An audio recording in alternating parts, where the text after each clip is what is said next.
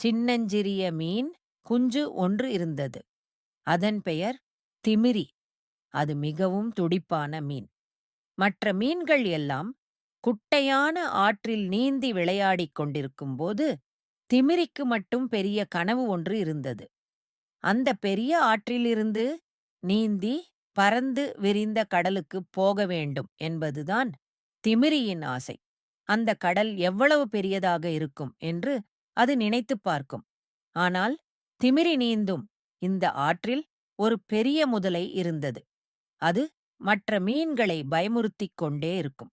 திமிரி அந்த முதலையைப் பார்த்தால் பயப்படும். ஆற்றின் கரையிலே அழகான அல்லி செடிகள் பூத்திருந்தன. ஒரு நாள் திமிரி அந்த அல்லிச் செடியிடம் தன்னுடைய ஆசையைச் சொன்னது. அந்த அல்லிச் செடிக்கு ஒரு யோசனை தோன்றியது. அது பக்கத்திலிருந்த நண்டுகளிடம் ஒரு உதவி கேட்டது. திமிரியும் அந்த நண்டுகளும் சேர்ந்து ஒரு திட்டம் போட்டார்கள். அந்தத் திட்டத்தின்படி திமிரி தைரியமாக நீந்த ஆரம்பித்தது. திமிரி நீந்திக் கொண்டிருக்கும்போது வழியில் பாசி படர்ந்த பாறைகள் இருந்தன. அந்த பாசிகள் திமிரிக்கு வழிகாட்டின. மெல்ல மெல்ல திமிரி அந்த முதலையைத் தாண்டி நீந்த ஆரம்பித்தது.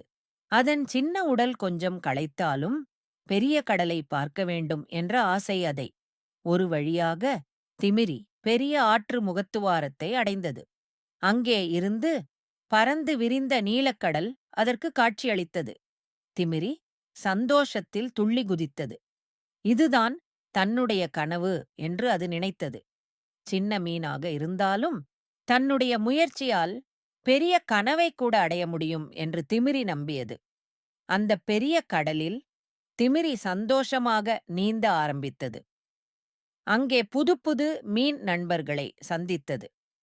திமிரியின் கதை நமக்கு என்ன சொல்கிறது தெரியுமா குழந்தைகளா?